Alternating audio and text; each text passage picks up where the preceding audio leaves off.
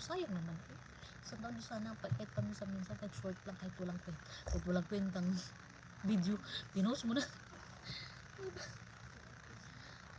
Ako matagal din ako, matagal din ako hindi nag-ano, mga halos kulang-kulang isang taon din, mga 6 months siguro, hindi ako nag-open.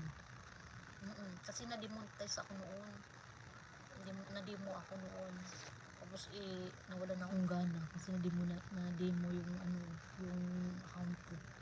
Nawalan ako ng gana. Grabe, halos isang taon ako hindi nag-open. Buti na lang, one time, bigla akong nag-live. Naisipan ko na mag-live, habang naglalaba. Tapos yun, bigla naman, may mga pumasok ng mga engkanto. Napakadami engkanto. Oo, may mga pumasok na engkanto, di ba? Sis Gima, may mga pumasok. Buti, di ba? Sis Gima, dati nag-live ako. Dami mga engkanto na pumasok. Tapos, nag-live ako ng isang oras lang. Umabot ng halos 200,000 yung views ko.